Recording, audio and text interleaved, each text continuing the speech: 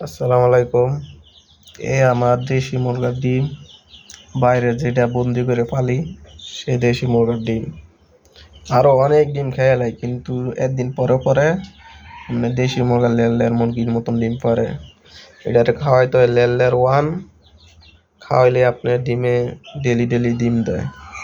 তা আপনারা যদি ছোটোখাটো করে দেশি মুরগি পালেন তাহলে রাখতে পারেন, অনেক ডিম পাবেন। এই যে আমার সাথে ইনকিউবেটর মেশিন 40 ডিমের। এই 40 ডিমের ইনকিউবেটর দিয়ে আমি বাচ্চা ফুটাইয়া প্রোটিন করি। এটার পার্সেন্ট অনেক ভালো। এটা 1950 টাকা দিয়ে কিনেছি। কোরিয়ান 2150 টাকা পড়েছে।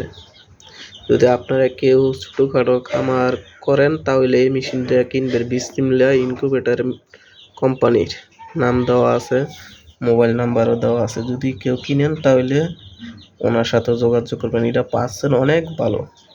আমি মুরগার ডিম যতটা দিছি ততটাই ফুরেছে। যতক্ষণ বীজ আছে যে ডিমে অবশ্যই সে ডিম দিয়ে ফুটবে। আমি মুরগির আল্লাহ দিলে ব্রুডিং করেছি। দেখেন আমার মুরগির বাচ্চাগুলা, আল্লাহ দিলে একটাও কিছু হয়নি, সবই সুস্থ বাচ্চা। আর সুস্থ বাচ্চার লক্ষণ হয়েছে আপনার চঞ্চল দেখলে বুঝতে পারবেন। আর এটি পালতে হইলে আপনার ঠিক মতন ব্রুডিং করতে হবে। আর কিভাবে ব্রুডিং করতে হবে এটা আপনাদের পরের ভিডিওর মাঝে আমি কি ওষুধ দিয়ে ব্রুডিং করেছি এটা বলে দিব। আর সবাই যদি আমার ভিডিওটা দেখে থাকেন তাহলে একটা লাইক দিবেন, একটা কমেন্ট দিবেন।